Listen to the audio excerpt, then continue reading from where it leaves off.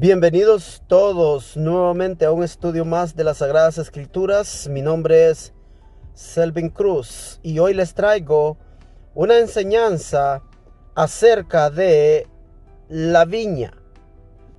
¿Quién es la viña? La Biblia menciona dos viñas, una en el Antiguo Testamento y otra en el Nuevo Testamento. Así que vamos a entrar ya de una vez a este estudio, pero antes vamos a pedir la dirección de nuestro Padre Eterno. Padre Eterno que estás en los cielos, te damos gracias por una oportunidad más de estar aquí estudiando tu palabra. Te pedimos que sea tu Espíritu el que guíe nuestro entendimiento para poder entender tu palabra correctamente. ¿Qué es lo que tú quieres enseñarnos? Y también, ¿cuál es el plan que tú tienes al estudiar tu palabra? Te pedimos, Señor, que ningún espíritu de error venga, que seas tú nuestro guiador. Todo esto te lo pedimos en el nombre de tu Hijo amado, Cristo Jesús. Amén. Bueno, vamos a entrar con nuestro texto base. Y este lo encontramos en Lucas 23, versículo 31, donde Jesús dijo: porque si en el árbol verde hacen estas cosas, en el seco, ¿qué se hará? Resolveremos este asunto, pero lo haremos por partes. Primero les diré que en el contexto bíblico, Cristo es la vid verdadera y verde. Comenzaremos revisando los textos de los profetas que vivieron antes de la venida de Jesús, porque ellos hablaron de una vid. El Salmo 80, verso 8 dice: hiciste venir una vid de Egipto, echaste las gentes y la plantaste. Creo que no hay que preguntar a quién se refiere esto, ¿verdad? Claro que David está hablando de la nación de Israel. Más tarde en la historia, un profeta de nombre Amós, quien fuera el padre del profeta Isaías, dijo, y leo en Oseas capítulo 10, versículo 1, y dice: Israel es una frondosa viña. Y luego, en el capítulo 11, versículo 1, dice: cuando Israel era un muchacho, yo lo amé, y de Egipto llamé a mi hijo. En estos textos es claro que está hablando de la nación de Israel. Ahora vamos a ir al profeta Isaías. Isaías capítulo 5, versículo 7 dice: ciertamente la viña de Jehová de los ejércitos es la casa de Israel, y los hombres de Judá, planta deliciosa suya. O sea, la casa de Israel y Judá era la planta deliciosa suya. Esperaba juicio, y he aquí vileza, justicia, y he aquí clamor. Hoy día la doctrina que se enseña es que el Israel literal es la vid todavía. Y para este argumento sí es válido aplicar textos del Antiguo Testamento. Los maestros de hoy día afirman que Israel literal es la vid todavía. Y para este argumento sí es válido aplicar textos del Antiguo Testamento. Pero esa vid, la cual era Israel, perdió su privilegio en el Nuevo Testamento. Y ahí es donde esa doctrina de los maestros de hoy pierde su valor. ¿Por qué lo digo? Sencillo, porque Mateo aplica la profecía de Oseas capítulo 11, versículo 1 a Cristo. Oseas capítulo 11, verso 1 dice: y de Egipto llamé a mi hijo. En Mateo capítulo 2, versículo 14 y 15 dice: y él despertando tomó de noche al niño y a su madre y se fue a Egipto. Verso 15, y estuvo ahí hasta la muerte de Herodes, para que se cumpliese lo dicho por el Señor por medio del profeta. ¿De cuál profeta? tiene que ser del profeta Oseas, porque después dice, de Egipto llamé a mi hijo. Según Mateo, la vid, Israel, acabó con el nacimiento del Mesías. Así que ese argumento de que Israel literal es aún el pueblo escogido de Dios no es bíblico. Es débil esa doctrina y no puede sostenerse a sí mismo en el escrito está. Ahora veamos cuándo fue este cambio de viña o de reino. En Mateo capítulo 21 versículo 33 dice, oíd otra parábola. Hubo un hombre padre de familia el cual plantó una viña. La viña era Jacob. Y Dios llamó a Jacob mi hijo. Y Jesús en esta parábola usa el término padre de familia. Qué hermoso es nuestro Dios. Y qué lindo es entender su palabra desde el Génesis hasta el Apocalipsis sin andar con esas ideas de que el Antiguo Testamento, no, eso ya no importa. Pero sí lo usan cuando les conviene. Y luego dice, y la cercó de vallado y cavó en ella un lagar y edificó una torre y la arrendó a labradores y se fue lejos. Luego, al terminar la narración de dicha parábola, Jesús preguntó a todo el pueblo ahí reunido por motivo de las fiestas. Mateo 21 del versículo 40 en adelante y leo. Cuando venga pues el Señor de la viña, ¿qué hará a aquellos labradores? Le dijeron, a los malos destruirá sin misericordia y arrendará ahí está la palabra, su viña. ¿De quién era la viña? Era del padre de familia. ¿Quién era la viña? Era Israel. Y dice, su viña, ¿qué va a hacer con la viña? La viña la arrendará a otros labradores que le paguen el fruto a su tiempo. Versículo 42. Jesús les dijo, ¿nunca leíste en las Escrituras? La piedra que desecharon los edificadores ha venido a ser cabeza del ángulo. El Señor ha hecho esto y es cosa maravillosa a nuestros ojos. Versículo 43. Por tanto os digo que el reino será ¿qué cosa? Quitado de vosotros. Y si notan atrás, ellos dijeron, y arrendará la viña a otros labradores. Aquí Jesús lo está poniendo ya en interpretación y dice, por tanto os digo que el reino de Dios será, ahí está, quitado de vosotros. La viña sería quitada a estos labradores y será dado ¿a qué cosa? Dado a gente que produzca los frutos de él. Versículo 45. Y oyendo sus parábolas, los principales sacerdotes y los fariseos entendieron que hablaba de ellos. Ellos no eran ignorantes en el momento de que Jesús hablaba. Ellos entendían que se estaba refiriendo a ellos. Hoy en día, cuando se interpretan estas parábolas, ellos se saltan estos versos para darle otro significado. ¡Qué tremenda declaración de Jesús! Pero esto ya estaba profetizado. Veamos de dónde lo citó Jesús. Ezequiel capítulo 15, comenzando en el versículo 6 en adelante, leo.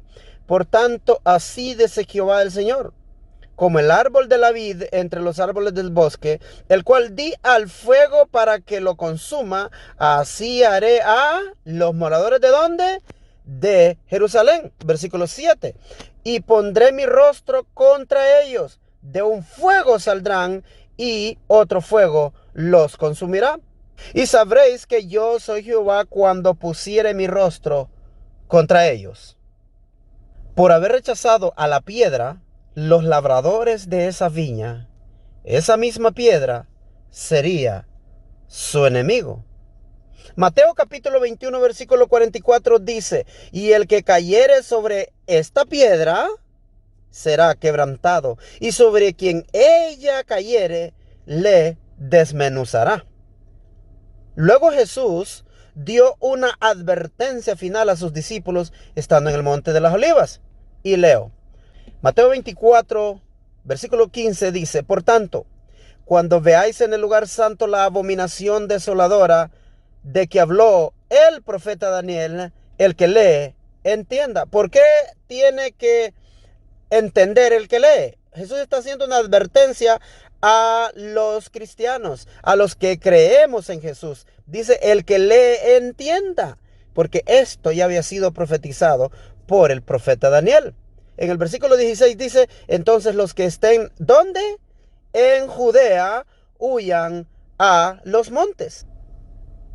La abominación desoladora vino por causa de la muerte del hijo de aquel padre de familia, o sea, el dueño de aquella viña, que es nuestro Padre eterno. En Hechos de los Apóstoles, capítulo 3, versículo 14 y verso 15, Pedro lo describió de esta manera y dice: mas vosotros negasteis al santo y al justo y pedisteis que se os diese aún, ¿a quién? Homicida. Verso 15, y matasteis al autor de la vida, a quien Dios ha resucitado de los muertos, de lo cual nosotros somos testigos. Pedro predicó estas palabras a la nación judía después de la muerte de Jesús.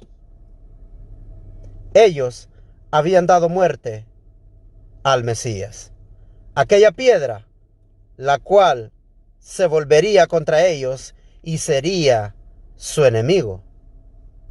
Y la destrucción de aquellos labradores llegaría. Y Lucas lo relató, pero no mencionó la profecía de Daniel. Leamos cómo lo describió el doctor Lucas. Leamos en Lucas 21, versículo 20, y dice: pero cuando vieres a Jerusalén rodeada de ejércitos, sabed entonces que su destrucción ha llegado. Lucas dio la interpretación de la profecía de Daniel, la cual Jesús aplicó a la destrucción de Jerusalén. Y este doctor, siervo de Dios, escribió después de que los romanos quemaron el templo y mataron a miles de judíos. Esta segunda teoría muchos teólogos y eruditos del Nuevo Testamento manejan casi en su mayoría como válida. En el año 70, Roma destruyó a Jerusalén. Por eso sabemos que Lucas lo escribió después de la destrucción de Jerusalén, o si Lucas lo escribió antes, Lucas interpretó las palabras de Jesús, donde Jesús dijo: cuando veáis la abominación desoladora en el lugar santo, los que estén en Jerusalén huyan a los montes. Y Lucas dice: cuando veas a Jerusalén rodeada de ejércitos, sabed que su destrucción está cerca. Bien, ahora regresemos a los últimos días del ministerio de Jesús, cuando llamó zorra a un gobernante. Lucas capítulo 13, versículo 31 dice: aquel mismo día llegaron unos fariseos diciéndole: sal y vete de aquí, porque Herodes te quiere matar. Escudriñemos este texto porque hay un trasfondo muy significativo detrás de esta amenaza. Este gobernante impío odiaba a Jesús, y este es su segundo intento para destruir la vid verdadera antes que el gobernador romano de nombre Pilato lo hiciera. Versículo 32 dice: y él les dijo: id. Esa era la costumbre de hablar Jesús: id. Y dice: id y decid a aquella zorra. ¿Están notando? Le llamó zorra al rey Herodes. Y dice: he aquí yo echo fuera demonios y hago curaciones hoy y mañana, y al tercer día termino mi obra. Para más detalles acerca de los 3 días aquí mencionados por Jesús, pueden ver un video en este mismo canal.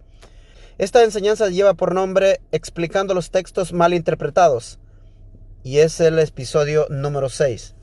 3 días y 3 noches. ¿Cuánto tiempo fue? Continuemos. Esta zorra buscaba cómo matar a Jesús y así terminar el trabajo que empezaron las zorras hacía 30 años antes, cuando Herodes el Grande era el rey. Este rey Herodes que manda a amenazar a Jesús era apenas un príncipe, y él estuvo presente cuando Herodes, su padre, mandó a matar a todos los niños menores de 2 años.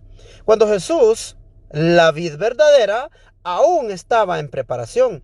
Y esta zorra pequeña fue el príncipe testigo de la muerte de todos aquellos pequeños que fueron asesinados. Pero no fue posible echar a perder la vid verdadera que estaba en desarrollo. Otra razón es porque nuestro Señor Jesús hizo tal declaración es en el sentido que desde su palacio o guarida, con todos sus lujos y comodidades, solo enviaba mensajeros, mientras que Jesús predicaba públicamente, abiertamente y sin esconderse. En Juan capítulo 18, versículo 20 dice, Jesús le respondió, yo públicamente he hablado al mundo, siempre he enseñado en la sinagoga y en el templo donde se reúnen todos los judíos, y nada he hablado en oculto, incluso sin tener dónde recostar la cabeza, como él mismo lo había declarado. Mateo 8, versículo 19 dice, y vino un escriba y le dijo, maestro, te seguiré a donde quiera que vayas. Jesús le dijo, las zorras tienen guaridas y las aves del cielo tienen nidos, mas el Hijo del Hombre no tiene dónde recostar su cabeza. Jesús se refería a quien manipulaba al rey Herodes, o sea, al príncipe de este mundo, a Satanás. Por eso le dice, voy a seguir expulsando demonios, es decir, seguiré expulsando a los tuyos. Porque sabemos que en los reinos perseguidores del pueblo de Dios siempre hubo príncipes de las tinieblas, como en los días del profeta Daniel y en el gobierno persa.